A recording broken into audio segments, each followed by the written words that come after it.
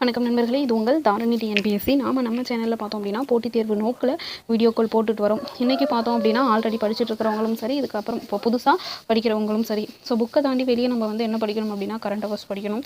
So அது ரிலேட்டடாக தான் இன்றைக்கி ஒரு முக்கியமான வீடியோஸ் பார்க்க போகிறோம். ஸோ இப்போது பிப்ரவரி 2026 பிப்ரவரி மந்தில் என்ன பண்ணியிருக்காங்க அப்படின்னா பிப்ரவரி 17 தமிழ்நாட்டோட 2026-27க்கான பட்ஜெட் தாக்கல் பண்ணியிருக்காங்க. இதில் பார்த்தோம் அப்படின்னா தமிழ்நாட்டில் ஆல்ரெடி இதுக்கு முன்னாடி போட்டிருக்க திட்டங்கள், ஸோ இப்போ நடந்துகிட்ருக்க திட்டங்கள், ஸோ தமிழ்நாட்டில் என்னென்னலாம் மேம்பாட்டு திட்டங்கள் பண்ணியிருக்காங்க அப்படிங்கிறத பற்றி டீட்டெயிலாக என்ன பண்ணியிருக்காங்க அப்படின்னா நம்மளுடைய நிதி அமைச்சர் அவர்கள் தங்கம் தென்னரசு அவர்களால் சப்மிட் பண்ணப்பட்டிருக்கு.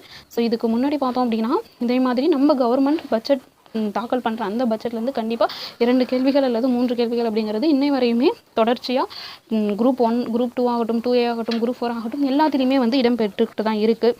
ஸோ இந்த வீடியோவை நம்மளால் முடிஞ்சோம் அப்படின்னா இந்த பிடிஎஃப் முடிச்சா ஒரே வீடியோவில் சொல்கிறது அப்படிங்கிறது கஷ்டம். குறைந்தபட்சம் ஒரு 3 வீடியோவாச்சும் வரும். ஸோ இந்த 3 வீடியோவை நீங்கள் கண்டிப்பாக பார்த்தீங்க அப்படின்னா நமக்கு கண்டிப்பாக நம்மளால் அந்த இதிலிருந்து இடம்பெற்ற அந்த 3 மார்க் அப்படின்னா 2 மார்க் அப்படிங்கிறத கண்டிப்பாக வாங்க முடியும். ஸோ இதே மாதிரி முக்கியமான வீடியோக்களுக்கு மறக்காமல் நம்மளோட சேனலை சப்ஸ்கிரைப் பண்ணுங்கள். உங்களுக்கு ஏதாவது சந்தேகம் இருந்தாலும் கமெண்ட் பண்ணுங்கள், நாங்கள் உங்களுக்கு கிளியர் பண்ணுறோம். வாங்க இப்போ வீடியோக்குள்ளே போகலாம். ஸோ ஃபஸ்ட்டு பார்த்துறோம் அப்படி இல்லையா, தங்கம் தென்னரசு அப்படிங்கிறது இப்போதைக்கு நம்மளுடைய நிதி அமைச்சர் அவர்களால் இப்போது 2026 நிதியாண்டில் பிப்ரவரி 27 அன்னைக்கு என்ன பண்ணியிருக்காங்க அப்படின்னா பட்ஜெட் தாக்கல் பண்ணியிருக்காங்க. ஸோ இந்த பொருளாதாரம் இருக்கு இல்லையா, ஸோ இந்திய திருநாட்டிலேயே 2வது மிகப்பெரிய பொருளாதாரமாக என்ன பண்ணுது அப்படின்னா தமிழ்நாடு திகழுது. இந்திய அளவில் 2வது பொருளாதாரம் மிகப்பெரிய பொருளாதாரமாக தமிழ்நாடு திகழுது. அது மட்டும் இல்லாமல் நம்ம இந்திய நாட்டிலேயே இரட்டை இலக்க உயர் பொருளாதார வளர்ச்சி அடைஞ்சிருக்கிற ஒரு மாநிலமாகவும் என்ன இருக்குதான் நம்மளுடைய தமிழ்நாடு திகழுதான். இந்த பிடிஎஃப் பார்த்தோம் அப்படின்னா கவர்மெண்டால் வெளியிடுறது. ஸோ இந்த மார்க் பண்ண பிடிஎஃப் எங்களுக்கும் ஒரு வாட்ஸ்அப் குரூப்பில் இருந்து தான் கிடச்சிது. ஓகேவா. நெக்ஸ்ட்டு பார்த்தோம் அப்படின்னா இப்போ இந்த பட்ஜெட்லாம் தாக்கல் பண்ணுறாங்க இல்லையா, ஸோ இதில் இடம்பெற்றிருக்க திருக்குறளை பற்றி ஆல்ரெடி கொஷின்ஸ் கேட்டிருக்காங்க. ஸோ இதில் இப்போ என்ன திருக்குறள் இடம்பெற்றிருக்கு அப்படின்னு பார்க்கலாம். ஸோ பகுத்துண்டு பல்லுயிர் ஓம்புதல் நூலோர் தொகுத்தவற்றுள் எல்லாம் தலை. பகுத்துண்டு பல்லுயிர் ஓம்புதல் நூலோர் தொகுத்தவற்றுள் எல்லாம் தலை அப்படிங்கிற திருக்குறள் நம்மளுடைய பட்ஜெட்டில் இடம்பெற்றிருக்கு. அதாவது என்ன சொல்கிறாங்க அப்படின்னா இருக்கிறவங்க இல்லாதவங்க எல்லாருக்கும், அப்படி அது இருக்கிறவங்களும் இல்லை இல்லாதவங்களும் இல்லை, அப்படிலாம் இல்லாமல் கிடைச்சதை பகிர்ந்து கொண்டு எல்லா உயிர்களும் வாழ வேண்டும் அப்படிங்கிற சமநிலையை தான் இந்த திருக்குறள் சொல்லுதான். பணம் இருக்கிறவங்கன்னு கிடையாது, பணம் இல்லாதவங்க அப்படின்னு கிடையாது. ஸோ நமக்கு கிடைக்கிறத வச்சு பகிர்ந்துக்கிட்டு எல்லாமே உயிர்கள் தான் அப்படிங்கிற ஒரு சமநிலையில் வாழணும் அப்படிங்கிறத ஒரு முன்னிறுத்தி என்ன பண்ணியிருக்காங்க, இந்த திருக்குறளை நம்மளுடைய பட்ஜெட்டில் தாக்கல் பண்ணியிருக்காங்க. அடுத்து என்னென்ன இதெல்லாம் பண்ணியிருக்காங்க அப்படின்னா மகளிர் சுய உதவி குழுக்கள் இருக்கு இல்லையா, ஸோ அதுக்கு என்ன பண்ணுறாங்க, அதிக அளவில் கடன் உதவி வழங்குறாங்க. அது மட்டும் இல்லாமல் என்ன பண்ணியிருக்காங்க, விண்வெளி தொழில்நுட்பம் புத்தொழில் நிறுவனங்கள் மலர்ந்து செழித்திடுற வகையில் செயல்படுத்தப்படுதாம். அதே மாதிரி இப்போ நம்ம எல்லாருக்கும் உணவு கிடைக்கணும் அப்படிங்கிறதுக்காக உணவு பாதுகாப்பை உறுதி செய்கிற நோக்கில் என்ன பண்ணுறாங்க, நீர் வளத்தை பெருக்கி உணவு உற்பத்தியை வரலாறு காணாத அளவுக்கு சாதனையாக நம்ம நிகழ்த்தி காட்டி இருக்கிறோம் அப்படின்னு சொல்லியிருக்காங்க. ஓகேவா. அடுத்து என்ன பண்ணியிருக்காங்க, இப்போ நம்ம ஆல்ரெடி கரண்ட் அஃபேர்ஸ் வீடியோ போட்டோம் இல்லையா, ஸோ அதில் கூட பார்த்துருப்போம். என்ன அப்படின்னா கீழடி பொருணை அருங்காட்சியகங்கள்லாம் திறந்து வச்சுருக்கிறாங்க. ஸோ அது மட்டும் இல்லாமல் மாவட்டங்கள் தோறும் மாபெரும் தொழிற்பூங்காக்கள், 4 வழி சாலைகள், மேம்பாலங்கள், வளர்ச்சி பாதைகள், முன்னேறும் தமிழகம் நிலப்பரப்பில் வனவிலங்கு பறவைகள் சரணாலயம் மற்றும் கடல்வாழ் உயிரினங்கள் பாதுகாப்பு, அதிகரிக்கும் வனப்பரப்பு என பசுமை வழி பயணத்திற்கு உரிய கவனம் செலுத்தப்பட்டு வரதாகவும் சொல்லியிருக்காங்க.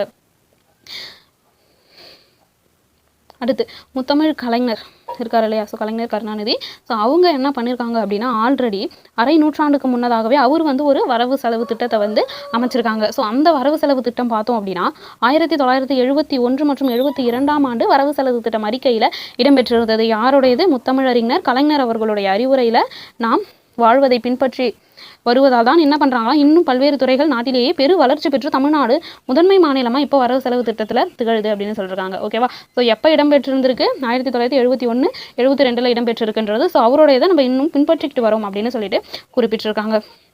நெக்ஸ்ட்டு தமிழ் மொழியோடைய வளர்ச்சி. ஸோ கன்னியாகுமரி இருக்கு இல்லையா, ஸோ அங்கே பார்த்தோம் அப்படின்னா திருவள்ளுவருடைய சிலை அமைக்கப்பட்டிருக்கு, அது நமக்கு தெரியும். அது இப்போ நம்மளுடைய முதல்வர் அவர்களால் என்னன்னு சொல்லி அழைக்கப்படுது அப்படின்னா பேரறிவு சிலை அப்படின்னு பெயரிட்டு அழைக்கப்படுகின்றது. ஸோ அது மட்டும் இல்லாமல் ஐக்கிய நாடுகளுடைய அவையில் அங்கீகரிக்கப்பட்ட மொழிகள் இருக்கு இல்லையா, ஸோ அங்கே அங்கீகரிக்கப்பட்ட மொழிகள் அனைத்துலேயும் என்ன பண்ணுறாங்க அப்படின்னா மொழியிலையும் நம்மளுடைய திருக்குறள் மொழிபெயர்க்கும் பணி நடைபெற்றுட்டு வருதான். ஓகேவா. அது மட்டும் இல்லாமல் மனோன்மணியம் சுந்தரனார் இயற்றினார் இல்லையா, ஸோ நம்ம உயிருக்கும் நிகரான தமிழ்த்தாய் வாழ்த்த நம்மளுடைய மாநில பாடலாக இப்போது ஆட்சி செஞ்சுட்டு இருக்க அரசு அறிவித்திருக்கிறதா சொல்லியிருக்காங்க. அது எப்போ அறிவிச்சிருக்காங்களா அப்படின்னா 2021 டிசம்பர் 17 அன்னைக்கு அறிவிச்சிருக்கிறாங்க. நெக்ஸ்ட் பார்த்தோம் அப்படின்னா ஜனவரி 25ஆம் நாள் என்ன பண்ணுறோம் அப்படின்னா தமிழ்மொழி தியாகிகள் நாளாக இந்த அரசு கடைபிடிக்க ஆணையிட்டிருக்காங்க. அப்போது தமிழ்மொழி தியாகிகள் நாளாக என்னைக்கு அனுசரிக்கிறோம் அப்படின்னா ஜனவரி 25ஆம் நாளை என்னவா அனுசரிக்கிறோம்? தமிழ்மொழி தியாகிகள் நாளாக அனுசரிக்கிறோம். அடுத்து பிற நாட்டு நல்லறிவு சாஸ்திரங்களை தமிழில் மொழிபெயர்த்தல் போன்றே தமிழில் வெளியான சிறந்த நூல்களையும் ஆங்கிலம் முதலான அயல் மொழிகளில் மொழிபெயர்த்தும் வெளியிடும் முயற்சியான திசைதோறும் திராவிடர் திட்டம். ஸோ இதில் கவனிக்க வேண்டியது என்னது? திசைதோறும் திராவிடம். அப்போ திசைதோறும் திராவிடம்னா என்ன திட்டம்? தமிழில் வெளியான சிறந்த நூல்களை ஆங்கிலம் மட்டும் இல்லாமல் அயல் மொழிகளில், ஸோ ஆங்கிலம் முதலான எல்லா மொழிகள்லையும் வெளியிட்ட ஒரு முயற்சிக்கான திட்டம். அப்போ தமிழ் நூல்களை வேற மொழியில டிரான்ஸ்லேட் பண்றது, மொழிபெயர்க்கிற திட்டத்துக்கு பேர் என்னது? திசைதோறும் திராவிடம் அப்படிங்கிற திட்டம். அந்த திட்டத்தின் கீழே பார்த்தோம் அப்படின்னா இதுவரைக்கும் 74 நூல்கள் வெளியிடப்பட்டிருக்கு. ஓகேவா? அப்போ திசைதோறும் திராவிடம் திட்டம்னா என்னது? தமிழ் மொழியில் இருக்க சிறந்த நூல்களை வேற மொழியில மொழிபெயர்க்கிறது. ஸோ அந்த திட்டத்துக்கு பேர் தான் திசைதோறும் திராவிடம் அப்படிங்கிற திட்டம். ஸோ இந்த திட்டத்தின் அடிப்படையில் இதுவரைக்கும் 74 நூல்கள் வெளியிடப்பட்டிருக்கு. இது மட்டும் இல்லாமல் மருத்துவம், பொறியியல் முதலான கல்விசார் அறிவூட்ட நூல்களை ஆல்ரெடி பார்த்தது தமிழில் இருக்கிற சிறந்த நூல்கள். இது பார்த்தோம் அப்படின்னா கல்விசார் அறிவூட்ட நூல்கள், அதாவது மருத்துவம், பொறியியல் முதலான கல்விசார் அறிவூட்ட நூல்களை தமிழில் மொழிபெயர்த்து வெளியிடும் திட்டத்துக்கு பேர் என்னது? முத்தமிழ் மொழிபெயர்ப்பு திட்டம். அதாவது முத்தமிழ் அறிஞர் மொழிபெயர்ப்பு திட்டம். முத்தமிழ் அறிஞர் மொழிபெயர்ப்பு திட்டம்னா என்னது? கல்விசார் தொழில்நுட்ப நூல்களான மருத்துவம், பொறியியல் முதலான நூல்களை என்ன பண்றாங்க? மொழிபெயர்க்கிறாங்க. இதுக்கு கீழே எத்தனை நூல்களை மொழிபெயர்த்து வெளியிட்டிருக்காங்க அப்படின்னா 160 நூல்களை வெளியிட்டிருக்காங்க. அது மட்டும் இல்லாமல் பெரியாரின் சிந்தனைகளை அயல் மொழிகளில் வெளியிடும் முயற்சிகளில் இதுவரை ஆங்கிலம், பிரெஞ்சு, அரபு, ஹிந்தி, குஜராத்தி முதலான 21 மொழிகளில் பல்வேறு நூல்களை வெளியிட்டிருக்காங்க. ஓகேவா? ஸோ பெரியாருடைய நூல்களை ஆங்கிலம், பிரெஞ்சு, அரபு, ஹிந்தி, குஜராத்தி முதல்ல மொத்தம் எத்தனை மொழிகளில் வெளியிட்டிருக்காங்களாம்? 21 மொழிகளில் வெளியிட்டிருக்கிறாங்க. அதே மாதிரி அண்ணல் அம்பேத்கர் அவர்களுடைய படைப்புகளை எளிய தமிழில் மொழிபெயர்த்து மக்களுக்கு பதிப்பாக வெளியிட முடிவு செய்து இதுவரை 27 தொகுதிகளை வெளியிட்டிருக்கிறாங்க. ஓகேவா? இப்போ நம்ம நூல்கள் அப்படின்னு பார்த்தோம்னா ஃபஸ்ட்டு பார்த்தோம் தமிழில் இருக்கிற சிறந்த நூல்களை திசைதோறும் திராவிடம் அப்படின்னு மொழிபெயர்த்தாங்க. அதே மாதிரி கல்லூரி நூல்கள் இருக்கு இல்லையா, மருத்துவம், பொறியியல் தொடர்பான அதை முத்தமிழ் அறிஞர் மொழிபெயர்ப்பு திட்டத்தின் கீழே மொழிபெயர்த்திருக்காங்க. அதே மாதிரி பெரியாருடைய நூல்களை 21 மொழிகளில் வெளியிட்டிருக்கிறாங்க. அதே மாதிரி அண்ணல் அம்பேத்கருடைய படைப்புகளை தமிழில் வெளியிட்டிருக்காங்க. அதில் மொத்தம் இப்போ வரைக்கும் 21 தொகுதிகளை வெளியிட்டிருக்கிறாங்க. அதே மாதிரி என்ன பண்ணுறாங்க அப்படின்னா தேமதுர தமிழோசை அகிலம் எங்கும் ஒலிக்கும் வகையில், அதாவது தமிழை உலகமெங்கெல்லாம் ஒலிக்க செய்கிற வகையில் என்ன பண்ணியிருக்காங்க அப்படின்னா 42 உலக நாடுகளில் 202 தொடர்பு மையங்களை ஏற்படுத்தி, எத்தனை நாடுகளில்? 42 உலக நாடுகளில் 202 தொடர்பு மையங்களை ஏற்படுத்தி அதன் மூலமா என்ன பண்ணுறாங்க அப்படின்னா அங்கே இருக்கிற மாணவர்களுக்கு இணைய வழியில் தமிழ் கல்வியை கற்பிக்கிறாங்க. ஸோ இதை என்ன சொல்கிறாங்க அப்படின்னா கணினி தமிழ் வளர்த்தெடுக்கும் முன்னோடி முயற்சியாக இந்தியாவில் வேற எந்த மாநிலத்திலும் செய்திராத வகையில் பன்னாட்டு கணினி தமிழ் கருத்தரங்கம் என்ன பண்ணுது? வெற்றிகரமாக நடத்தப்பட்டது. ஓகேவா? ஸோ 42 நாடுகளில் 202 தொடர்பு மையங்களை அமைச்சு உலகெங்கும் இருக்கிற மாணவர்களுக்கு கணினி வாயிலாக என்ன பண்ணுறாங்க அப்படின்னா தமிழை கற்பிக்கிறாங்க. அதே மாதிரி நம்ம ஊரில் இருக்கு இல்லையா, ஸோ தமிழ்நாட்டில் இருக்கிற கலைகளை வெளி மாநிலங்களிலும் வெளிநாடுகளிலும் பரப்பிட கலை நிகழ்ச்சிகள் நடத்தப்படுகிறது.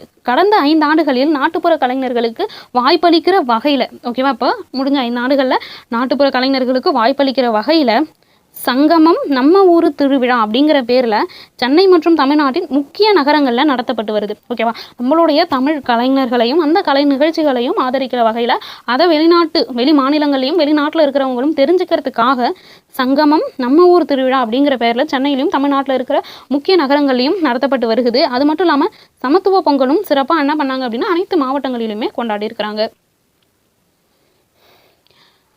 இந்திய அளவில் மட்டும் இல்லாமல் உலக அளவிலையும் இரும்பு தாதுவிலிருந்து இரும்பை பிரித்தெடுக்கும் தொழில்நுட்பம் தமிழ் நிலப்பரப்பில் இருந்து தான் அறிமுகம் ஆயிருக்கு அப்படிங்கிறத இப்போது, அதாவது உங்களுக்கு புரியுதா?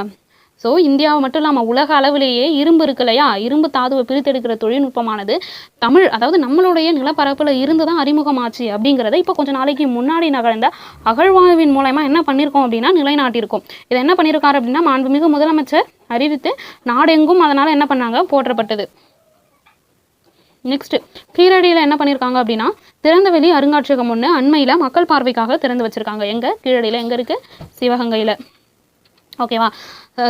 அது மட்டும் இல்லாமல் கீழடி பார்த்தோம் அப்படின்னா அருங்காட்சியகம் அம்மையிலும் மக்கள் பார்வைக்கு திறந்திருக்கு. அது மட்டும் இல்லாமல் தஞ்சாவூரில் மாபெரும் சோழர் அருங்காட்சியகம், சோழர் அருங்காட்சியகம் தஞ்சாவூர்லையும், கங்கை கொண்ட சோழபுரத்தில் ஒரு அருங்காட்சியகம், ஈரோடு மாவட்டத்தில் இருக்கிற நொய்யல் அருங்காட்சியகம், ராமநாதபுரம் மாவட்டத்தில் இருக்கிற நாவாய் அருங்காட்சியகம், சென்னை எழும்பூரில் உள்ள அரசு அருங்காட்சியகம், ஒரு புதிய வெங்கல அருங்காட்சியகம் மற்றும் சிந்துவெளி நாகரிக அருங்காட்சியகம், கூடகங்கள் மற்றும் திருவண்ணாமலையில் தமிழர் பண்பாட்டு அருங்காட்சியகம் அப்படின்னு சொல்லிட்டு மொத்தம் 285 கோடி மதிப்பீட்டில் அமைக்க பெற இருக்கு அப்படின்னு சொல்லியிருக்காங்க. ஓகேவா? எத்தனை கோடி செலவில்? 285 கோடி மதிப்பீட்டில் அமைக்க பெற இருக்கு. அடுத்து அயலக தமிழர்கள் நலன். அதாவது புலம்பெயர்ந்த தமிழர்கள்லாம் இருக்காங்க இல்லையா? தமிழ்நாட்டிலிருந்து வெளிநாட்டுக்கு புலம்பெயர்ந்தவர்கள். அவங்களுடைய தேவைகளை நிறைவு செய்வதற்காக அயலக தமிழர் நல வாரியத்தை இந்த அரசு என்ன பண்ணியிருக்காங்க? அமைச்சிருக்காங்க. அதன் அடிப்படையில் ஒவ்வொரு ஆண்டும் ஜனவரி 11 மற்றும் 12ஆம் தேதிகளில் அயலக தமிழர்கள் தினம் சிறப்பாக கொண்டாடப்படுகிறது. அப்போ தமிழ்நாட்டில் அயலக தமிழர்கள் தினம் எப்போ கொண்டாடப்படுகிறது? ஜனவரி 11 மற்றும் 12. இவ்வாறு என்ன பண்ணுறாங்க அப்படின்னா, தமிழால் இணைவோம் தரணியில் உயர்வோம் அப்படிங்கிற கருப்பொருளை அயலக தமிழர் தினம் கொண்டாடப்பட்டது. அதாவது ஒவ்வொரு அயலக தமிழர் தினமும் இருக்கு இல்லையா? அது ஒரு வருஷமும் கொண்டாடுறாங்க இல்லையா? அப்படி கொண்டாடும் போது என்ன பண்ணுவாங்க? அதில் ஒரு கருப்பொருளை நிறைவேற்றுவாங்க. அதன் அடிப்படையில் இந்த ஆண்டு என்ன நிறைவேற்றிருக்காங்க அப்படின்னா, தமிழால் இணைவோம் தரணியில் உயர்வோம் அப்படிங்கிற கருப்பொருளை அயலக தமிழர் தினத்தன்னைக்கு கொண்டாடியிருக்காங்க.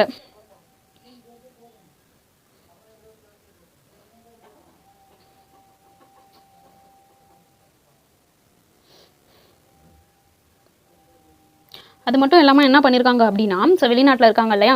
16 நாடுகளில் இருக்கிற 292 மாணவர்களை தேர்வு செஞ்சு அவர்கள் எல்லாரும் என்ன பண்ணியிருக்காங்க அப்படின்னா 15 நாட்களுக்கு, அதாவது 16 நாட்களில் இருக்கிற 292 மாணவர்களை தேர்வு செஞ்சு அவர்கள் அனைவரையும் 15 நாட்களுக்கு தமிழ்நாட்டுடைய முக்கிய சுற்றுலா பகுதிகளை சுற்றி காட்டுறது, வரலாறு மற்றும் பண்பாட்டு சிறப்புமிக்க இடங்களுக்கு எல்லாம் அழைத்து செல்லப்பட்டு தமிழ்நாட்டின் கலை பண்பாடு குறித்து விளக்கப்படுவதன் மூலம் தத்தம் நாடுகளில் தமிழ்நாட்டின் பண்பாட்டு தூதுவர்களாக அவர்கள் செயல்பட்டு வருகிறார்கள். ஓகேவா? அடுத்து இலங்கை தமிழர்களுடைய நலன். இப்போ பார்த்தோம் அப்படின்னா அந்த புயல் கூட வந்திருக்கும் இல்லையா? திட்வா புயல் வந்திருக்கும் இல்லையா? கடந்த ஆண்டு திட்வா புயலால் பாதிக்கப்பட்ட இலங்கை மக்களுக்கு என்ன பண்ணியிருக்காங்க அப்படின்னா 950 மெட்ரிக் டன் நிவாரணப் பொருட்களை இந்த அரசு என்ன பண்ணியிருக்காங்க? அனுப்பி வச்சிருக்காங்க. இவ்வாறு மாண்புமிகு தமிழ்நாடு முதல்வரின் கருணை கடல் கலந்தும் தாய் தமிழ் உறவுகளில் இன்னல்களை கலந்திட உதவியது அப்படின்னு சொல்கிறாங்க. ஓகேவா? எதுக்காக அனுப்பி வச்சிருக்காங்க? திட்வா புயல் பாதிக்கப்பட்ட இலங்கையில் இருக்கிற மக்களுக்காக 950 மெட்ரிக் டன் நிவாரணப் பொருட்களை அனுப்பி வச்சிருக்காங்க. நெக்ஸ்ட் மகளிருடைய நலன்களுக்காக என்னென்ன செஞ்சிருக்காங்க? பட்டங்கள் ஆள்வதும் சட்டங்கள் செய்வதும் பாரினில் பெண்களை நடந்து வந்தோம் அப்படின்னு சொல்லிட்டு யார் பாடியிருக்கிறாரு? பாரதியார் பாடியிருக்கிறாரு. அதற்காக என்ன பண்ணியிருக்காங்க அப்படின்னா, மகளிருடைய வாழ்க்கையை மேம்படுத்துறதுக்கு அவர்களுடைய மாண்பை போற்றிட அவர்களின் நலன் கருதி மகளிர் தொழில் முனைவோராக உயர்த்திட, மகளிரை தொழில் முனைவோராக உயர்த்திட பல முன்னோடி திட்டங்கள் இந்த அரசுனால செய்யப்பட்டிருக்கு. ஃபர்ஸ்ட் பார்த்தோம் அப்படின்னா கலைஞர் மகளிர் உரிமை தொகை. இது பார்த்தோம் அப்படின்னா இல்லங்களில் மகளிரின் உழைப்பை அங்கீகரிக்கும் வகையில், மகளிரின் உழைப்பை அங்கீகரிக்கும் வகையில் தொடங்கப்பட்டது கலைஞர் மகளிர் உரிமை தொகை திட்டம். இந்த தொகையானது 1000 ரூபாய் என்ன பண்ணுது? நேரடியாக அவர்களுடைய வங்கி கணக்கில் செலுத்தப்படுகிறது. இந்தியாவிலேயே இத்திட்டத்தில் முன்னோடி மாநிலமாக திகழ்கிறது அப்படின்னு பார்த்தோம்னா தமிழ்நாடு.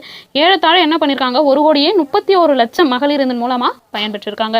ஓகேவா? இது என்ன திட்டம்? கலைஞர் மகளிர் உரிமை திட்டம். மகளிரின் உழைப்பை அங்கீகரிப்பதற்காக ஒவ்வொருவருடைய வங்கி கணக்குகளிலும் 1000 ரூபாய் மாதந்தோறும் செலுத்தப்படுது. 1,31 லட்சம் மகளிர் இதனால பயன்பெறாங்க அப்படின்னு சொல்லியிருக்காங்க. அடுத்து பார்த்தோம் அப்படின்னா மகளிருடைய பயண செலவிற்கான சுமைகளை குறைப்பதற்காக தமிழ்நாட்டின் பொருளாதார வளர்ச்சியில் பங்கேற்கவும் அரசு பேருந்துகளில் கட்டணமில்லா செல்ல வழிவகுக்கவும் விடியல் பயண திட்டத்தின் மூலயமா, விடியல் பயணம் திட்டம் அப்படிங்கிறது என்னது? அரசு பேருந்துகளில் மகளிர் கட்டணமில்லாமல் செல்ல வழிவகை செய்யறதுக்காக என்ன பண்ணியிருக்காங்க? விடியல் பயணம் திட்டம் கொண்டு வந்திருக்காங்க. இதன் மூலயமா என்ன பண்ணியிருக்காங்க அப்படின்னா 881 கோடி முறை பாதுகாப்பான பயணங்களை மகளிர் மேற்கொண்டிருக்காங்க. எத்தனை முறை? 881 கோடி முறை பாதுகாப்பான பயணங்களை மகளிர் மேற்கொண்டிருக்காங்க. மாதம் ஒன்றுக்கு 888 ரூபாயை மகளிர் ஒருத்தவங்க சேமிக்கிறாங்க இதன் மூலயமா அப்படின்னு சொல்லியிருக்காங்க. ஓகேவா? நெக்ஸ்ட் பார்த்தோம் அப்படின்னா புதுமை பெண் திட்டம். என்ன திட்டம்? புதுமை பெண் திட்டம். அதாவது மகளிர் கல்வியை போற்றிடவும் பாதுகாத்திடவும் பள்ளி கல்லூரிகளிலிருந்து உயர்கல்வி வரை தொடர்ந்திட அரசு செயல்படுத்தியது தான் என்ன சொல்கிறாங்க அப்படின்னா புதுமை பெண் திட்டம். அதாவது என்ன, இப்போ புதுமை பெண் திட்டத்தின் மூலயமா யாரெல்லாம் அதில் பயன்பெறுவாங்க அப்படின்னா 6ஆம் வகுப்பு முதல் 12ஆம் வகுப்பு வரை அரசு அல்லது அரசு உதவி பெறும் பள்ளிகளில் பயின்ற மாணவியர் அவர்தம் உயர்கல்வி கற்றலுக்காக மாதந்தோறும் என்ன பண்ணுறாங்க 1000 ரூபாய் வழங்கி ஊக்கப்படுத்தும் இத்திட்டத்தின் கீழே இதுவரைக்கும் 6,95,296 மாணவியர் பயன்பெற்றிருக்காங்க. அப்போ புதுமை பெண் திட்டம் அப்படிங்கிறது அரசு அல்லது அரசு உதவி பெறும் ஸ்கூலில் படிச்சுட்டு அடுத்து கல்லூரி போகிற மாணவர்களுக்கு வழங்கப்படுறது மாதம் 1000 ரூபாய். இது வரைக்கும் எவ்வளோ பேர் பயன்பெற்றிருக்காங்க அப்படின்னா 6,95,296 மாணவியர் இதன் மூலயமா பயன்பெற்றிருக்காங்க.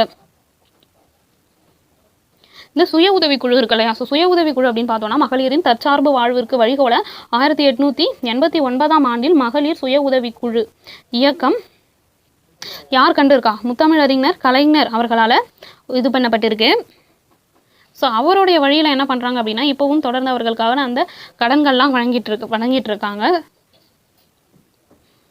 அதே மாதிரி சுய உதவிக்குழு மகளிருடைய உற்பத்தி பொருட்களுடன் அந்த விற்பனையை பெருக்கிற ஒரு சுய உதவி குழுவிலும் எதாவது பிஸ்னஸ்லாம் பண்ணுறாங்க இல்லையா, ஸோ அவங்களுடைய அந்த பொருட்களுடைய விற்பனையை பெருக்கிறதுக்காக வாழ்ந்து காட்டுவோம் முதலான சீர்மிகு திட்டங்களை என்ன பண்ணுறாங்க இந்த அரசு செயல்படுத்துகிறாங்க. ஓகேவா, வாழ்ந்து காட்டுவோம் அப்படிங்கிற திட்டம் யாருக்காக கொண்டு வரப்பட்டது, மகளிர் சுய உதவி குழுக்கள் அவங்க உற்பத்தி செய்கிற பொருட்களுடைய விற்பனையை பெருக்குவதற்காக வாழ்ந்து காட்டுவோம் அப்படிங்கிற திட்டங்கள்லாம் என்ன பண்ணியிருக்காங்க அப்படின்னா செயல்படுத்திக்கிட்டு வராங்க.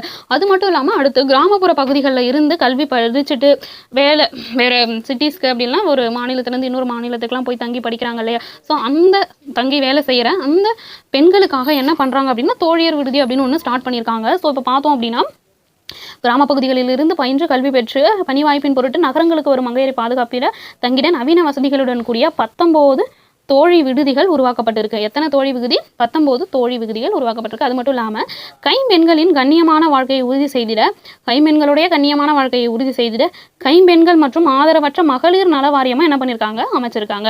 ஸோ கைம்பெண்களுடைய கண்ணியமான வாழ்க்கையை உதவி செய்வதற்கு கைம்பெண்கள் மற்றும் ஆதரவற்ற மகளிர் நல வாரியம் அமைச்சிருக்காங்க.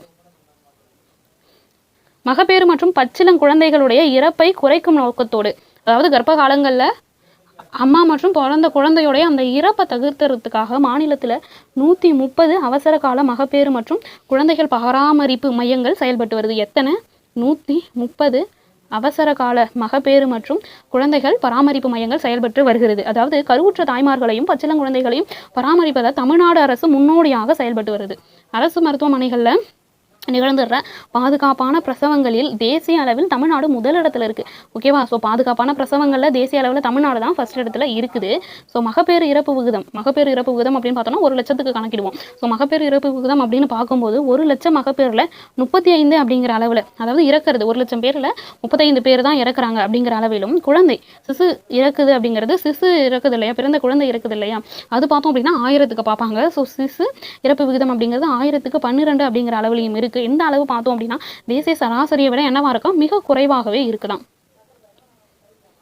அது மட்டும் இல்லாமல் 6 மாதம் வரை உள்ள குழந்தைகளுடைய ஊட்டச்சத்து குறைபாட்டினை செய்ய, ஸோ பிறந்த 6 மாதத்தில் குழந்தைகளுக்கு நிறைய ஊட்டச்சத்து குறைபாடு ஏற்படுது இல்லையா, ஸோ அதை குறைக்கிறதுக்காக ஊட்டச்சத்து உறுதி செய் அப்படிங்கிற திட்டத்தை முன்னெடுத்திருக்கு.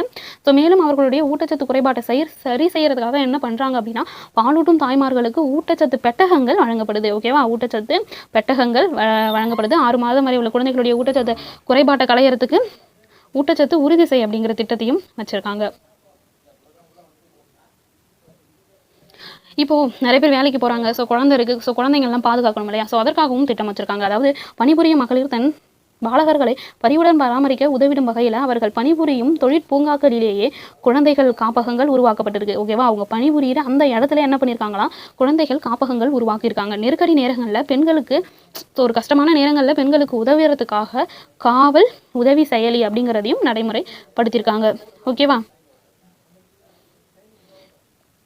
இது மட்டும் இல்லாமல் என்ன அப்படின்னா இப்போ ஆலயங்களில் ஆண் பெண் வேற்றுமையை கலந்திடும் வகையில், ஸோ இப்போ ஆண்கள் தான் என்ன பண்ணுவாங்க ஓதுவாரெல்லாம் இருக்கிறாங்க மோஸ்ட்டாக எல்லா இடத்துலையும். ஸோ அந்த வேறுபாடுகளை களைவதற்காக ஆலயங்களில் ஆண் பெண் அப்படிங்கிற வேற்றுமைகளை களையும் வகைகளில் அகிலம் அறிய ஆன்மீக துறைகள்லையும் பெண்களுக்கு என்ன பண்ணுறாங்க அப்படின்னா வாய்ப்பு வழங்கும் வகையில் பெண் ஓதுவார் நியமனம். ஓகேவா, ஸோ பெண் ஓதுவார் நியமனம் அப்படிங்கிறது நமது அரசோட ஒரு மகத்தான சாதனையாக பார்க்கப்படுது. ஸோ தமிழ்நாட்டின் பொருளாதார வளர்ச்சியோட பெண்களுடைய பங்களிப்பை ஊக்குவிக்கிற வகையில், ஸோ தமிழ்நாட்டோட பொருளாதாரத்தில் பெண்களோட பங்களிப்பை ஊக்குவிக்க வகையில் அவர்களுக்கு உரிய அதிகாரம் அளிக்கிறதுக்காக தமிழ்நாடு பெண்கள் வேலைவாய்ப்பு மற்றும் பாதுகாப்பு திட்டமானது உலக வங்கியோட உதவியோட செயல்படுதான். ஓகேவா? அப்போ தமிழ்நாடு பெண்கள் வேலைவாய்ப்பு மற்றும் பாதுகாப்பு திட்டம் எதன் உதவியோட செயல்படுது அப்படின்னா உலக வங்கியோட உதவியோட செயல்படுது. நெக்ஸ்ட்டு மகளிர் பாதுகாப்பிற்காகவும் அவர்கள் தன் நம்பிக்கையுடன் தலை நிமிர்ந்து வாழவும் தன்னிறைவுடன் தனது வாழ்வை வடிவமைத்திடவும் இளஞ்சிவப்பு ஆட்டோ வழங்கும் திட்டத்தை தமிழ்நாடு அரசு செயல்படுத்தி வருது. ஓகேவா? இப்போ பெண்களுக்கு அவங்க பாதுகாப்பிற்காகவும் தன்னம்பிக்கையோட தலை நிமிர்ந்து வாழ்வதற்காகவும் என்ன பண்ணியிருக்காங்க அப்படின்னா இளஞ்சிவப்பு ஆட்டோ அப்படிங்கிற திட்டத்தை தமிழ்நாடு அரசு செயல்படுத்தி வருது. ஸோ இதன் மூலம் பார்க்குறோம் அப்படின்னா நாடு முழுவதும் இருக்கிற தொழிற்சாலைகளில் பணிபுரியும் பெண்களில் 41% பேர், அதாவது நம்ம இந்தியா ஃபுல்லாக இருக்கிறாங்க இல்லையா, அதில் தொழிற்சாலைகள் பணிபுரியும் பெண்களில் 41% பேர் தமிழ்நாட்டில் தான் தொழிற்சாலைகளில் தான் பணிபுரியும் பெண்கள் அப்படிங்கிற பெருமையை நம்ம தமிழ்நாடு அடைஞ்சிருக்கு அப்படிங்கிறதையும் என்ன பண்ணியிருக்காங்க அப்படின்னா குறிப்பிட்டிருக்காங்க. அடுத்து குழந்தைகளுடைய நலன் அப்படின்னு பார்த்தோன்னா கல்வி பெற துடிப்போருக்கு அவர்கள் ஏழை என்பதால் கல்வி தடைபடாமல் இருக்க ஏற்பாடு செய்ய வேண்டியது நல்லெண்ணம் உடையோரின் கடமை அப்படிங்கிறது யாருடைய கருத்து? பெருநறிஞர் அண்ணாவுடைய கருத்து. அவருடைய கருத்தை சிந்தனையில் தாங்கி தான் இந்த அரசு செயல்பட்டு வரதா குறிப்பிட்டிருக்காங்க. ஓகேவா? கல்வி பெற துடிப்போருக்கு அவர்கள் ஏழை என்பதால் கல்வி தடைபடாமல் இருக்க ஏற்பாடு செய்ய வேண்டியது நல்லெண்ணம் உடையோரின் கடமை அப்படின்னு யார் சொல்லியிருக்கா? பெருநறிஞர் அண்ணா சொல்லியிருக்காரு. ஸோ அவருடைய வாக்கை என்ன பண்ணுறாங்களா இந்த அரசு நிறைவேற்றிட்டு வரதா சொல்லியிருக்காங்க. ஸோ இது அடுத்து பார்க்க போகிறது ஒரு முக்கியமான ஒரு திட்டம். ஸோ ஊட்டச்சத்து பெற்று உற்சாகமாக பசியின்றி வகை, அதாவது முதலமைச்சருடைய காலை உணவு திட்டம். இத்திட்டத்தில் என்ன பண்ணுறாங்க அப்படின்னா குழந்தைகளுக்கு வருகையை அதிகரித்திருக்கு. அதாவது என்ன பண்ணுறாங்க, குழந்தைகளுக்கு காலையிலே நிறைய பேரண்ட்ஸால் என்ன பண்ண முடியாது அப்படின்னா கூலி வேலைக்கு போகிறவங்களெல்லாம் காலையிலே சாப்பாடு செஞ்சு கொடுக்குறது அப்படிங்கிறது ஒரு கடினமான சூழலாக தான் இப்பயுமே இருந்துகிட்ருக்கு. ஸோ அதெல்லாம் போக்குற வகையில் காலை உணவு திட்டத்தை தமிழ்நாட்டில் முதல் முறையாக நம்ம அறிமுகப்படுத்தியிருக்கோம். ஸோ இந்த காலை உணவு திட்டத்தினால என்ன பண்ணுறாங்களாம் அப்படின்னா குழந்தைகளுடைய வருகை அதிகரிச்சிருக்கான், கற்றல் திறன் மேம்பட்டிருக்கான். 19.34 லட்சம் மாணவர்கள் இந்த திட்டத்தின் மூலமாக பயனடைஞ்சிருக்காங்களாம். ஸோ இந்த கடந்த 4 ஆண்டுகளில் இத்திட்டத்துக்காக என்ன பண்ணியிருக்காங்க அப்படின்னா 1284 கோடி ரூபாயை செலவிட்டிருக்காங்க. ஓகேவா? இதில் பயனடைஞ்சவங்க எத்தனை மாணவர்கள்? 19.34 லட்சம். இதற்காக செலவு செஞ்சது 1284 கோடி லட்சம் ரூபாய் செலவிட்டிருக்காங்க. ஸோ இதுக்கே ½ கிட்ட ஆக போகுது. ஸோ இதுக்கு அடுத்து இருக்கிறதெல்லாம் நம்ம அடுத்தடுத்த வீடியோவில் கண்டிப்பாக பார்க்கலாம். ஸோ இதே மாதிரி பயனுள்ள வீடியோக்களுக்கு மறக்காமல் நம்மளுடைய சேனலை சப்ஸ்கிரைப் பண்ணிக்கோங்க. கமெண்ட் பண்ணுங்கள், ஷேர் பண்ணுங்கள், லைக் பண்ணுங்கள். நன்றி.